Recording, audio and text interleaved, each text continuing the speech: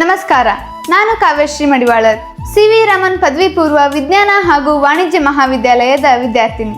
ನಮ್ಮ ವಿದ್ಯಾಕಾಶಿ ಧಾರವಾಡದಲ್ಲಿ ದಾಸನಕೊಪ್ಪ ಸರ್ಕಲ್ ಹತ್ತಿರ ಕುಸುಮನಗರದಲ್ಲಿ ಭವ್ಯವಾದ ಕಟ್ಟಡದೊಂದಿಗೆ ನೆಲೆ ನಿಂತ ನಮ್ಮ ಕಾಲೇಜು ಹಲವಾರು ಸೌಲಭ್ಯಗಳನ್ನು ಒಳಗೊಂಡಿದೆ. ಮುಖ್ಯವಾಗಿ ಹೇಳಬೇಕಂದ್ರೆ ನಾನು ಒಬ್ಬ ಕನ್ನಡ ಮೀಡಿಯಂ ವಿದ್ಯಾರ್ಥಿ.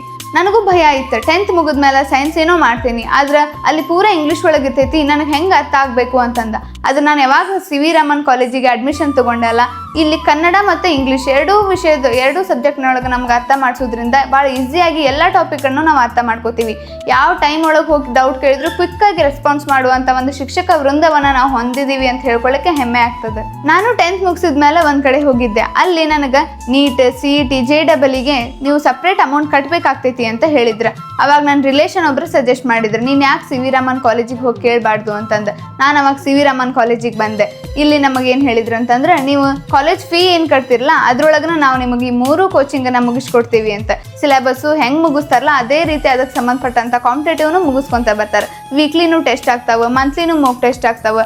ಇದರಿಂದ ನಮಗೇನು ಯೂಸ್ ಆಗ್ತೈತೆ ಅಂದ್ರೆ, ನಮಗೆ ಸೆಕೆಂಡ್ PU ನಾವೇನು ಕಾಂಪಿಟೇಟಿವ್ ಫೇಸ್ ಮಾಡ್ಬೇಕಾಗ್ತೈತಲ್ಲ ಆ ರೂಢಿಯನ್ನು ನಾವು ಪ್ರಥಮ PUC ಒಳಗನ ಅಭ್ಯಾಸ ಮಾಡ್ದಂಗೆ ಆಗ್ತೈತಿ. ನೀವು ಕಳೆದ ಬಾರಿಯ ನಮ್ಮ ಕಾಲೇಜಿನ ಫಲಿತಾಂಶವನ್ನು ನೋಡ್ಬೋದು. ಅದರೊಳಗೆ ಹಲವಾರು ವಿದ್ಯಾರ್ಥಿಗಳು NDA, MBBS, BAMS, BSc agri ಈ ಥರ ಹಲವಾರು ವೃತ್ತಿಪರ ಕೋರ್ಸುಗಳಿಗೆ ಜಾಯ್ನ್ ಆಗಿ ಈಗ ಉನ್ನತ ವ್ಯಾಸಂಗವನ್ನು ಮಾಡ್ತಾ ಇದ್ದಾರೆ. ಇದು ನಮ್ಮ ಕಾಲೇಜಿಗೆ ಒಂದು ಹೆಮ್ಮೆಯ ವಿಷಯ ಅಂತ ಹೇಳ್ತೀನಿ.